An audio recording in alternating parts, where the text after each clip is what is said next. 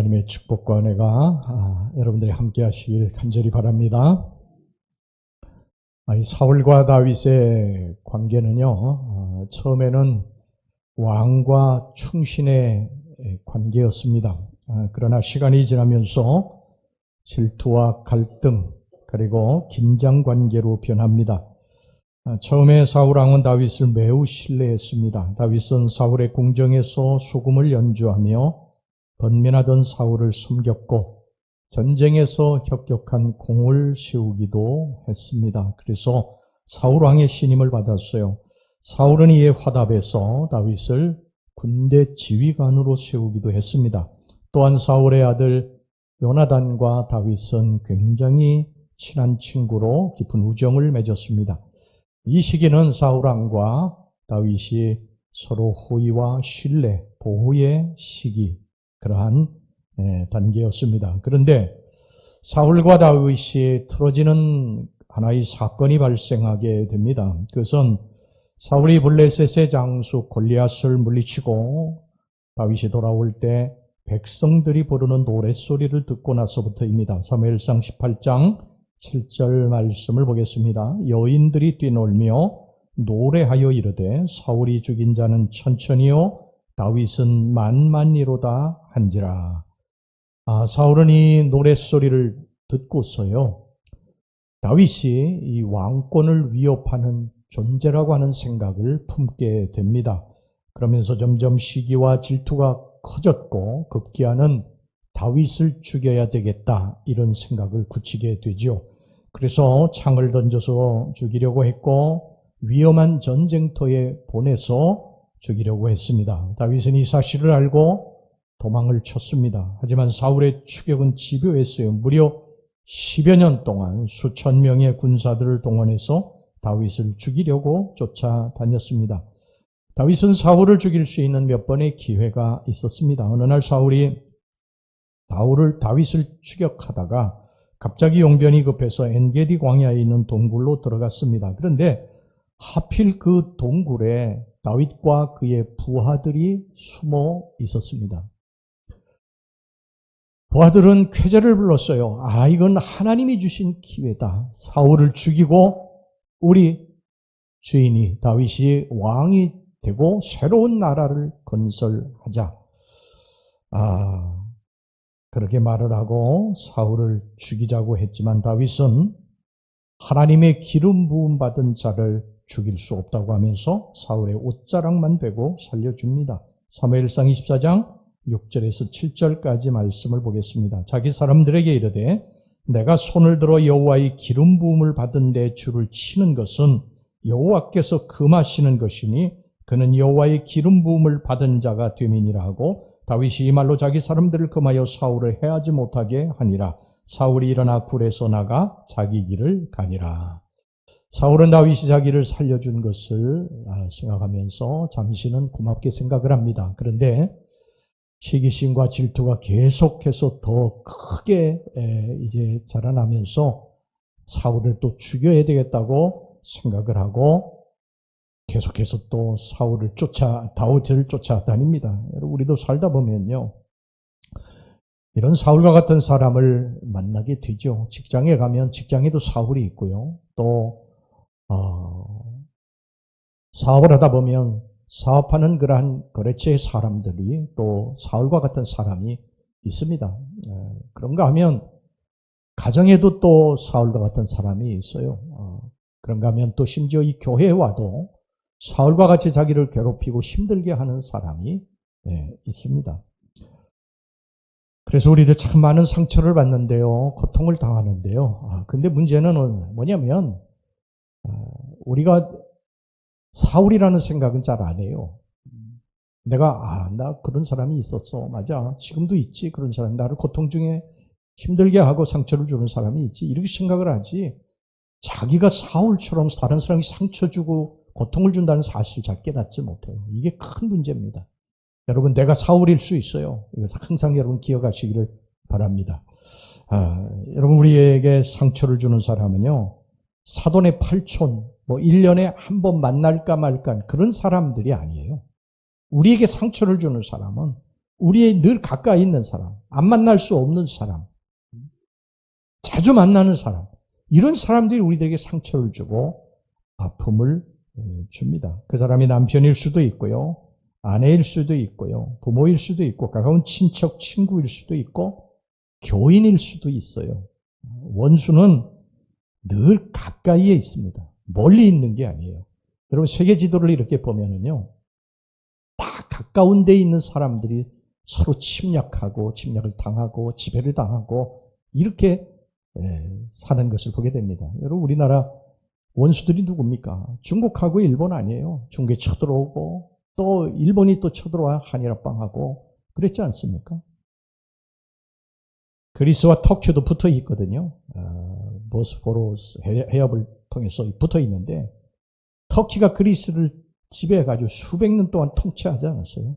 그런 관계죠. 지금 러시아와 우크라이나도 국경을 맞대고 있습니다. 그러니까 서로 전쟁을 일으켰어. 내 땅 하면서 또 싸우고 있고요.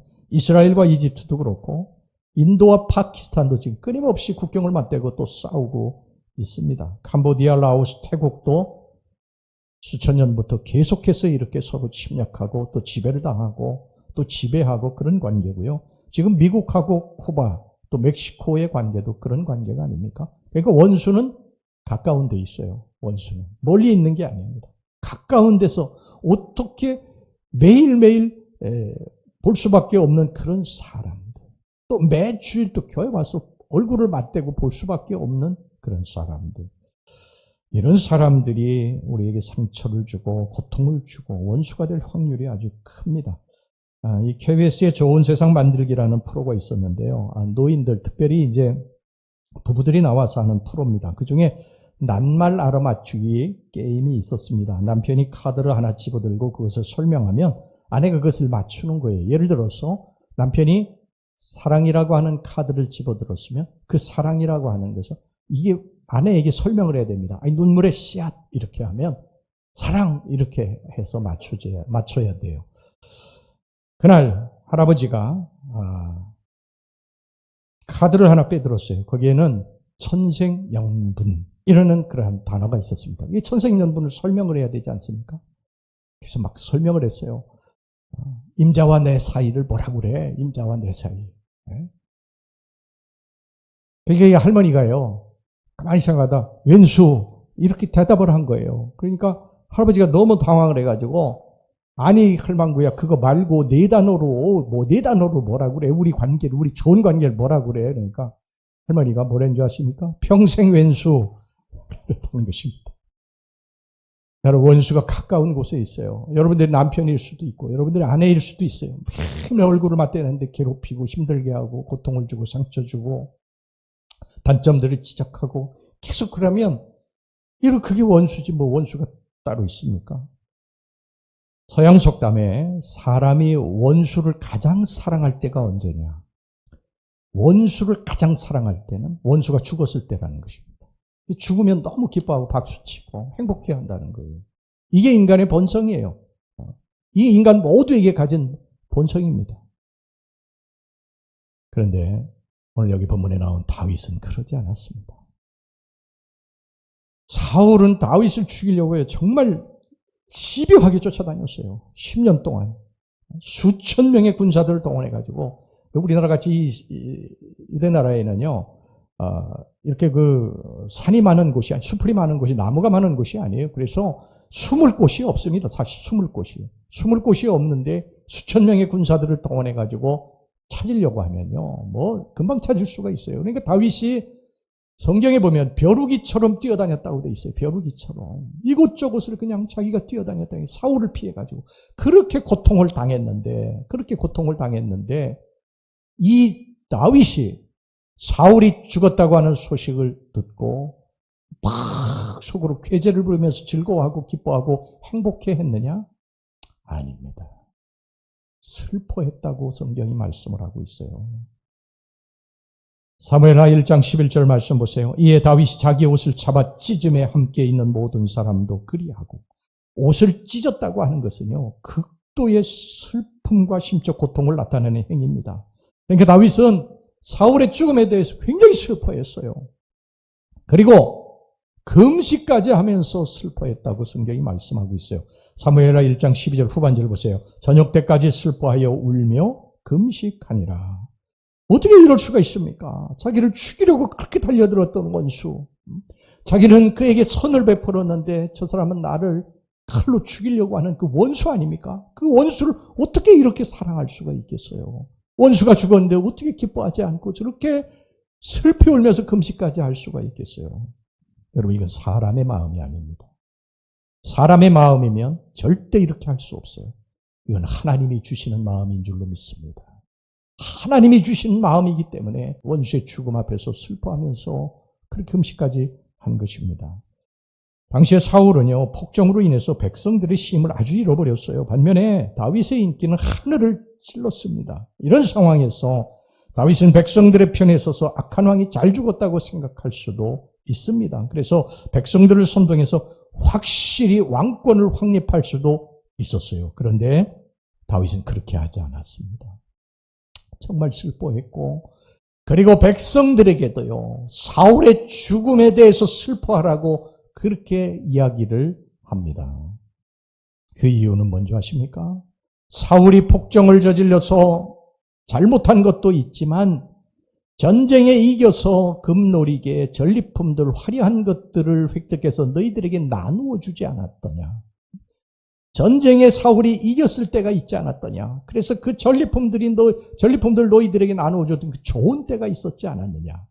이렇게 이야기하면서 사울의 죽음에 대해서 너희들도 슬퍼해야 된다고 이야기를 합니다. 사무엘하 1장 24절 말씀 보겠습니다. 이스라엘 딸들아, 사울을 슬퍼하여 울지어다. 그가 붉은 옷으로 너희에게 화려하게 입혔고 금노리개를 너희 옷에 채웠도다. 그러니까 다윗은요, 사울이 폭정을 저질러서 백성들을 힘들게 한 것만 보지 않은 것입니다. 사울의 장점을 본 것입니다. 사람에게는 누구나 다 장점이 있고 단점이 있어요. 장점만 있는 사람도 없고 단점만 있는 사람도 없어요. 그 사람이 이렇게 대화를 하다 보면 좋은 점이 보입니다. 좋은 점. 근데 우리는 좋은 점을 잘 안 보려고 해요. 단점만 보고 자꾸 그것을 지적하고 비판하려고만 합니다. 여러분, 이건 잘못된 것입니다. 예수님은 우리의 장점을 보고 쓰셨지 단점을 보신 것이 아니에요. 예수님이 우리를 사용하시고 사랑하신 이유는 우리의 장점을 보신 거지, 단점 보셔서는 우리는 예수님으로부터 징계받아야 마땅한 사람들입니다. 여러분, 선택입니다. 사람을 보고 저 사람의 장점을 보고 칭찬해 줄 것인가? 저 사람의 단점을 보고 지적하고 비판하고 욕할 것인가는 우리들의 선택이에요. 예를 들어서요, 나이가 드신 어떤 권사님이 정말 화려한 옷을 입고 이 교회에 오셨어요. 그럴 때에 야, 아직도 처녀 같다, 정말 잘 어울린다 옷이, 이렇게 장점을 보고 칭찬해 줄 수도 있고요. 아유, 다 늙어서 주책이야, 이렇게 단점을 보고 지적할 수도 있다는 것이죠. 선택입니다. 그런데 하나님이 어떤 걸 기뻐하시는 줄 아십니까? 우리의 단점을 보고 지적하고 비판하는 것이 아니라 장점을 보고 칭찬하고 인정해 주는 사람을 기뻐하시는 줄로 믿습니다. 사람들의 단점을 보고 지적하고 비판하는 건 누구나 다 할 수 있어요. 왜냐하면 인간의 본능이기 때문에 그렇습니다. 그러나 장점을 보고 그 장점을 칭찬해 주는 것은 내 안에 성령님이 역사하시지 않으면 힘든 일이에요. 남의 잘못을 지적하고 비판하는 것은요, 여러분, 이것은 아직도 우리가 한참 더 인격이 자라나야 된다 하는 것을 반증하는 것입니다. 아직도 몰랐습니다. 그런 사람들은 예수님의 성품에 자라가려면 그건 아직도 모르는 거예요. 아무리 우리가 기도를 많이 하고 찬송하고 그런다고 해도 다른 사람의 단점에 대해서 계속 지적하고 비판하고 뒤에서 수근거리고 욕하는 사람들은 그건 아직도 모르는 것입니다. 인격이 아직도 모르는 거예요. 예수님이 그렇게 하시지 않으셨기 때문이죠. 여러분, 예수님은 늘 사람의 단점이 아니라 장점을 보고 칭찬하셨어요. 나다나엘이라고 하는 사람은 회의주의자였어요. 의심이 많은 사람이었어요. 근데 예수님은 이런 단점이 아니라 장점을 보셨어요. 나다나엘을 간사하지 않은 참 이스라엘 사람이라고 말씀하셨어요. 요한복음 1장 47절 보세요. 예수께서 나다나엘이 자기에게 오는 것을 보시고 그를 가리켜 이르시되 보라, 이는 참으로 이스라엘 사람이라 그 속에 간사한 것이 없도다. 베드로는 어떤 사람입니까? 베드로는요, 교변 섞게 하는 사람이에요. 수시로 마음이 변하는 사람. 또 다혈질이에요. 다혈질은 참 힘들죠. 사람과의 대인관계에서. 그런데 예수님은 이 베드로의 단점을 보시지 않으셨어요. 베드로에게 장점이 있었어요. 어떤 장점이냐면 따뜻한 인간미가 있었어요. 그리고 자기가 맡은 일에 충성을 다하는 충성스러운 그런 성실함이 있었어요. 그래서 예수님이 그 베드로의 장점을 보시고 베트로라고, 반석이라고 불러주셨어요. 베드로라는 이름이 반석이라는 뜻입니다. 그가 뭔 반석이에요? 그냥 수시로 그냥 막 말을 바꾸고 난 뭐 절대 예수 몰라. 예수라고 하는 인간 알면 내가 저주받지. 그랬던 사람 아닙니까? 근데 예수님은 그의 장점을 보시고 그를 사용하신 줄로 믿습니다. 인간은요, 끊임없이 다른 사람의 장점보다는 단점을 보고 자꾸 지적하고 비판하려는 그러한 인간의 속성이 있어요. 사람들에게 어떤 사람의 성적표를 이렇게 보여주었대요. 성적표. 그 성적표에는 국어 수, 영어 수, 과학 수, 사회 수, 미술 우, 음악 우. 근데 이 사람이 수학은 좀 못했던 것 같아요. 수학 가.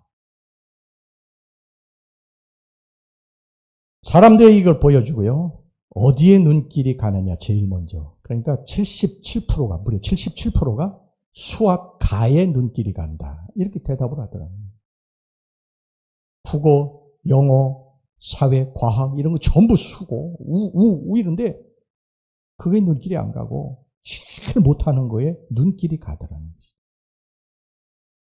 여러분들도 이렇게 가만히 보면은요, 서로서로도 이렇게 인간관계를 이렇게 보면은 장점이 참 많은 사람인데 사람들이 그 사람의 장점에 대해서 보지 않아요.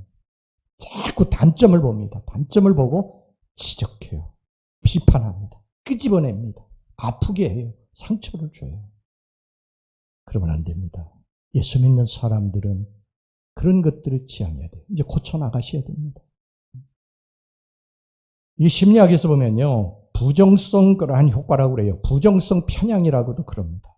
우리 인간의 속성. 그러니까 물건을 살 때도 사람들이 긍정적인 그러한 어떤 사람들의 입에 오르내리는 것을 듣는 것이 아니라 부정적인 한마디 그것을 딱 듣고서 그건 안 돼. 이렇게 한다는 거예요. 사람을 첫 번째 봤을 때도 그 사람의 좋은 것들이 너무 많은데 눈이 하나 좀 이렇게 찌그러들었어. 이거 하나 딱 보고서 안 돼, 저 사람은. 이렇게 한다는 거예요. 다른 거 정말 키도 크고 다 좋은데. 이런 식으로 사람들을 판단하는 게 우리 인간의 이 본능적인 속성이에요, 속성. 그런데 하나님은 항상 우리를 보실 때 장점을 보십니다. 할렐루야. 장점을 보세요. 다윗이 어떻게 이런 마음을 가질 수 있었을까? 다윗도 인간인데 왜 사울의 단점이 안 보였겠어요? 그런데 그 사울의 죽음에 대해서 슬퍼하고 백성들에게 슬퍼하라고 할 정도로 그런 큰 마음, 넓은 마음을 품을 수 있었더냐? 그것은 다윗이 믿는 그 하나님, 나의 하나님, 내가 주를 사랑하나이다. 이것 빼고는 설명할 수가 없습니다. 첫 번째, 다윗은 사람을 볼 때 그가 믿고 있는 하나님의 눈으로 사람을 보았다는 것입니다. 사울도 하나님의 눈으로 본 것입니다. 다윗이 사울을 이처럼 귀하게 여긴 것은요, 사울이 훌륭해서가 아니에요. 고매한 인품을 지녔기 때문이 아닙니다. 다윗이 마음에 들어서도 아니에요. 다윗이 이렇게 한 이유는 단 하나입니다. 하나님이 사울을 세우셨기 때문입니다. 즉 다윗이 하나님을 존귀하게 여겼기 때문에 하나님이 세우신 사울도 존귀하게 여긴 줄로 믿습니다. 사울이 블레셋과의 전투에서요, 중상을 입었어요. 화살을 맞아가지고. 그때 사울이 이제 블레셋 군대에게 잡히게 되면 큰 조롱과 모독을 당하고 이제 결국 죽게 될 것이라는 알았기 때문에 거기에 있었던 부하들에게요, 나를 죽여달라고, 빨리 나를 찔러서 죽이라고 그렇게 이야기를 합니다. 근데 여러분, 누가 왕을 찌를 수 있겠습니까? 거기서 다 주춤주춤하고 칼을 놓고 도망을 쳤어요. 그러니까 어쩔 수 없이 사울이 자기 칼로 자결을 하게 됩니다. 그래서 죽었어요. 그리고 이제 사흘이 지났습니다. 사흘이 지난 후에 웬 젊은이가 다윗에게 찾아왔어요. 자신이 다윗을 죽였다고 그렇게 거짓말을 합니다. 사울을 죽였다고. 사울은 분명히 자결한 것이거든요. 그런데 자기가 죽였다고 그렇게 거짓말을 합니다. 그런데 다윗이 그 소리를 듣고요, 기뻐한 것이 아니라 옷을 찢고 슬피 울었습니다. 아말렉 청년은 당황했지요. 자신이 다윗을 죽였다, 사울을 죽였다고 그러면요, 다윗이 너무너무 기뻐하고 막 상급을 내리고 그럴 줄 알았던 거예요. 그런데 다윗이 너무너무 슬퍼하고 뭐 그러는 모습을 보고 막 당황했어요. 당황하고 있는데 그 당황하고 있는 아말렉 청년에게 다윗이 이런 무서운 말을 합니다. 사무엘하 1장 14절 본문에 16절 말씀, 우리 다 같이 한번 크게 읽어보겠습니다. 졸지 마시고, 자, 크게 읽어보겠습니다. 시작. 다윗이 그에게 이르되 내가 어찌하여 손을 들어 여호와의 기름 부음 받은 자 죽이기를 두려워하지 아니하였느냐 하고, 다윗이 청년 중 한 사람을 불러 이르되 가까이 가서 그를 죽이라 하매 그가 침에 곧 죽으니라.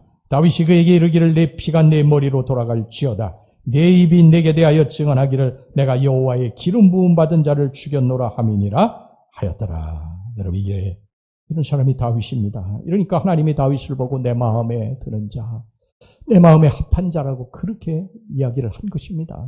여러분, 다윗도 왜 단점이 없어요? 뭐 우리가 잘 아는 대로 밧세바를 데려다가 간음하고 그리고 그의 남편 우리아를 추전전에 보내 죽이지 않았습니까? 이런 단점에도 불구하고 하나님이 다윗을 내 마음에 합한 자라고, 내 마음에 드는 자라고 하신 것은 바로 이 다윗의 이런 훌륭한 점이 있었기 때문입니다. 자신의 선의를 오히려 악으로 갚았던 사람, 자신을 그렇게도 미워하고 죽이려고 했던 사람, 자신의 인생을 고통의 구렁텅이로 밀어넣었던 그 사람을 용서하고 그 사람에 대해서 죽었다고 기뻐하지 아니하고 귀하게 여긴 것입니다. 우리 모두 이런 마음 갖기를 주의 이름으로 축원합니다. 우리는 여러분 다른 사람의 단점을 보고 미워하고 그가 잘못될 때 기뻐하지만요, 이것이 하나님 보실 때 옳지 않다는 것입니다. 잠언서 24장 17절 18절 보세요. 내 원수가 넘어질 때에 즐거워하지 말며 그가 엎드러질 때에 마음에 기뻐하지 말라. 여호와께서 이것을 보시고 기뻐하지 아니하사 그의 진노를 그에게서 옮기실까 두려우니라. 우리는 검은 점 하나를 보고 그 사람이 다 검다고 이야기합니다. 그 점 하나뿐이에요. 금이 없는 사람 없어요. 하나님은 항상 사람을 볼 때요, 장점을 보라고 그러십니다. 장점. 반면에 사탄은 단점만 보게 합니다. 단점만. 보세요. 창세기에 보면 하나님께서 에덴 동산을 만드시고 모든 나무의 열매들 여기에 다 네가 따먹어도 좋다. 아담과 하와에게 그렇게 말씀하시지 않습니까? 그 대신에 선악을 알게 하는 나무의 열매, 이것은 먹어서는 안 된다. 하나님 그렇게 말씀하셨어요. 근데 여러분, 사탄은 뭐라고 합니까? 사탄은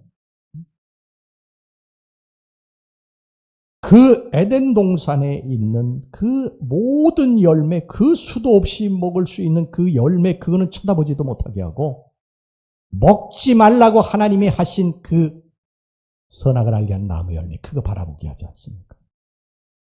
이게 부정성 평양입니다. 인간이 그래요. 인간이 저 사람에게 에덴 동산의 그 풍성한 과실처럼 장점이 가득가득 차 있는데 한 가지 흠 때문에 그를 지적하고 비판하고 욕하는 거예요. 이게 어디서 나온 것입니까? 사탄에게서 온 것입니다. 사탄이 그래서 이 선악을 알게 한 나무의 열매를 따먹게 하고 인간들을 파멸로 이끌지 않습니까?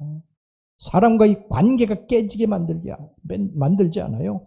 아담은 하와에게 책임을 돌리지 않아요. 하와는 뱀에게 책임을 돌리지 않습니까? 인류의 비극이 여기서 시작이 된 것입니다.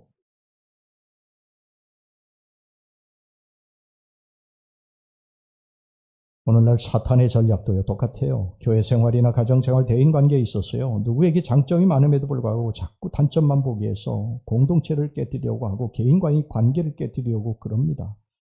사람의 눈으로 보면 허물이 있고 단점이 있어요. 그래서 자꾸 정죄하게 됩니다. 하지만 하나님의 눈으로 보면 분명 장점이 있습니다. 그것을 우리 찾아내서 칭찬해주고 박수 쳐주고 그렇게 살아갑시다. 할렐루야. 이게 예수님의 마음입니다. 로마서 12장 17절 18절 아무에게도 악을 악으로 갚지 말고 모든 사람 앞에 선한 일을 도모하라. 할 수 있거든 너희로서는 모든 사람과 더불어 화목하라. 누가복음 6장 35절 36절 오직 너희는 원수를 사랑하고 선대하며 아무것도 바라지 말고 구워주라. 그리하면 너희 상이 클 것이요 또 지극히 높으신 이의 아들이 되리니 그는 은혜를 모르는 자와 악한 자에게도 인자하시니라. 너희 아버지의 자비로우신 같이 너희도 자비로운 자가 되라. 베드로전서 3장 9절 악을 악으로 욕을 욕으로 갚지 말고 도리어 복을 빌라. 이를 위하여 너희가 부르심을 받았으니 이는 복을 이어받게 하려 하심이라. 우리 모두가 다 하나님의 눈으로 사람들을 바라보아서 장점을 보고 칭찬해주고 서로 격려해주고 소망을 주고 그렇게 아름다운 관계를 만들어가는 저와 여러분들이 되시길 주의 이름으로 축원합니다. 그 다음에 두 번째 여러분 단점을 드러내면요 하나님의 영광을 가리기 때문인 것입니다. 사무엘하 1장 20절 말씀 보겠습니다. 이 일을 가드에도 알리지 말며 아스갈론 거리에도 전파하지 말지어다. 블레셋 사람들의 딸들이 즐거워할까? 할례 받지 못한 자의 딸들이 개가를 부를까? 염려로다. 다윗은 이 사울과 요나단의 죽음을 이 블레셋 땅에 전파하지 말라고 그랬어요. 그 이유는 뭐냐면 이것이 당신의 백성들이 왕도 죽었죠. 백성들이 전쟁에서 진 것을 이 블레셋 사람들이 다 알게 되면 하나님의 영광이 죽을 것 같아서 하나님의 영광을 가릴 것 같아서 다윗이 그런 거예요. 딴 이유가 없습니다. 다윗은 항상 이랬어요. 자신에게 유익이 되어도 자신에게 어떤 큰 이득을 가져오는 일이 있다 할지라도 이게 하나님의 영광이 되지 않으면 절대 기뻐하지 않았고 절대 하지 않았어요. 아까 말씀드린 사울이 죽었을 때도 하나님의 기름 부음 받은 자를 죽음에 대해서 내가 기뻐하면 안 된다. 그런 생각을 가지고 있었던 사람이지요. 이것도 이제 사울이 죽고 군사들이 졌다고 하는 그 소식을 이 블레셋 사람들이 들으면 이게 니들이 믿는 하나님은 어디 있느냐 이렇게 이야기할 것이 뻔하기 때문에 이 다윗이 그걸 전파하지 말라고 한 것입니다. 물론 뭐 이야기하지 않았다고 그래도 뭐 블레셋 사람들이 모르는 게 아니죠. 뭐 벌써 사울을 찾아내가지고 목을 자르고요. 벳산 이 성벽에다가 못을 박아버렸어요. 이게 다 아는 사실입니다. 그럼에도 불구하고 그 믿는 백성들끼리 수군거리면서 그런 이야기를 하지 말라는 거예요. 여러분 적은 어디에 있는 줄 아십니까? 외부에 있는 게 아니에요. 내부에 있습니다. 항상 우리들이 내적인 이러한 분열 때문에 사탄의 꾀임에 넘어가서 무너지는 거예요. 하나님 백성들의 명예의 손상은요, 곧 하나님의 명예의 손상과 밀접한 관계가 있습니다. 교회를 다니면서도 교회를 비난하는 일을 밥 먹듯이 하면서 자신의 의로움을 드러내고 그 신앙생활을 잘하는 것으로 착각하는 사람들이 있습니다. 어리석은 사람들입니다. 교회의 손상은 곧 하나님의 손상이에요. 교회가 욕을 먹는 것은 결국 하나님이 욕을 먹는 것입니다. SNS에 보면 유튜브에 보면요, 교회에 대해서 이게 편집해가지고 욕하는 내용들, 욕하는 설교들, 비난하는 설교들 이런 것들은 계속 올라옵니다. 알레고리 이쯤 돼가지고 하나 보면요 계속해서 이런 것들이 올라와요. 그러면서 교회의 점 하나를 보고서 그것을 막 침소봉대해가지고 비난하고 욕하고 막 그러면서 교회는 이 저질이다, 쓰레기다 막 이렇게 욕하는 사람들이 수도 없이 생기는 거예요. 근데 그런 사람들이 다 어떤 사람들이냐? 교회를 다녔던 사람들이. 지금 다니고 있는 사람들도 많이 있습니다. 여러분 그들의 말을 듣고 누가 교회에 나오고 싶겠어요? 그게 자기 의는 될지 몰라도요. 하나님께 결코 영광이 되지는 않습니다. 물론 교회에 단점이 있어요. 잘못된 것이 있습니다. 고쳐야 될 것이 있어요. 이거 부인하지 않습니다. 우리들이 앞으로 정말 교쳐나가야 될 부분들이 있어요. 그러나 우리 믿는 사람들이 이런 것들에 대해서 하나님 앞에 내놓고 기도하면서 나아가야지 이것을 다 끄집어내서 믿지 않는 사람들에게 다 이것을 전파하고 돌아다니게 되면요. 결국은 교회의 문이 닫히게 되는 것입니다. 하나님께 영광이 되지를 못하는 거예요. 여러분, 모세가 율법을 받으러 시내산에 올라갔을 때요. 이스라엘 백성들이 그 새를 참지 못하고 금송아지 만들어가지고 그 앞에서 절을 했어요. 우상 섬겼어요. 이방신 섬겼어요. 그때 하나님께서 너무너무 진노하셔가지고 이 백성들을 다 쳐서 멸망시키려고 하셨어요. 여러분, 모세의 편에서 보면요. 모세는 굉장히 이게 큰 어떻게 보면 자기의 이익이 될 수 있어요. 왜냐하면 아브라함부터 시작하던 그러한 그 믿음의 조상에서 시작되던 이스라엘 백성들이 이제 다 죽고 하나님이 새로운 모세를 통해 새로운 민족을 이제 세우실 것이기 때문에 모세의 편에서 보면 자기가 믿음의 조상이 될 수 있는 기회예요. 그런데 모세가 뭐라는 줄 아십니까? 하나님의 영광을 위해서 안 됩니다. 하나님이 당신의 백성들을 쳤다고 해서 이방 사람들이 그렇게 이야기할 거 아닙니까? 하나님은 안 됩니다 하고 하나님과 이스라엘 백성들 사이에 중보자로 서가지고 하나님을 가로막고 나섭니다. 여러분, 출애굽기 32장 12절 보세요. 어찌하여 애굽 사람들이 이르기를 여호와가 자기 백성을 산에서 죽이고 지면에서 진멸하는 악한 의도로 인도해내었다고 말하게 하시려 하나이까? 주의 맹렬한 노를 그치시고 뜻을 돌이키사 주의 백성에게 이 화를 내리지 마옵소서. 여러분, 성경의 위대한 인물들은 전부 자기 자신의 어떤 안위, 유익, 이게 아니에요. 이게 하나님께 영광이 될 수 있을까? 이게 하나님의 기쁨이 될 수 있을까? 이걸 먼저 생각을 했다는 것입니다.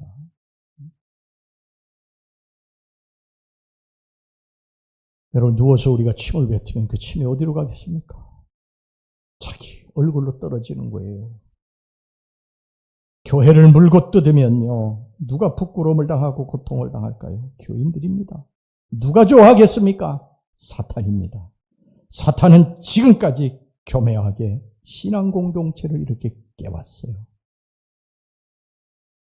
여러분, 우린 다 죄인들이에요. 죄인들이기 때문에 교회는 의인들이 모이는 곳이 아니에요. 죄인이라고 스스로 고백한 사람들이 모이는 곳이 교회입니다. 어느 공동체든지 마찬가지예요. 직장을 가면 직장에, 또 사업을 하면 사업, 또 뭐 동창회 모임에 가면 동창회 모임, 뭐 교회, 절, 성당 어디든지 다 죄인들이 모이는 곳이기 때문에 다 문제가 있어요. 문제가 있습니다. 그런데 그 문제를 막 침소봉대해가지고 그렇게 막 하나하나 까발리고 그러면서 그렇게 하면 자기는 의로울지 몰라도 성경의 인물들은 그렇게 하지 않아요. 자기 의로움을 드러내지 않았어요. 이게 하나님께 영광이 될까? 아니면 누가 될까? 이걸 생각했거든요. 근데 여러분, 그렇게 까발리고 다니면 자기는 의로울지 몰라도 하나님께는 절대 영광이 되지 않습니다. 우리는 죄인들이에요. 그래서 고쳐야 될 것이 너무 많이 있습니다. 고쳐야 됩니다. 우리는 이제 완전을 향해서 나아가는 사람들이죠. 부족한 사람들이에요. 이 성전에 와서 오늘도 고치는 것입니다. 말 한마디를 고치는 거예요. 다른 사람의 단점만 보던 사람의 장점을 보고 칭찬해주는 입술로 오늘 하루라도 좀 바뀌는 거예요. 그러면서 예수님을 닮아가는 것입니다. 우리가 온전해서 여기 온 거 아니지 않습니까? 그러니까 우리 그런 교회를 만들어 갑시다. 할렐루야.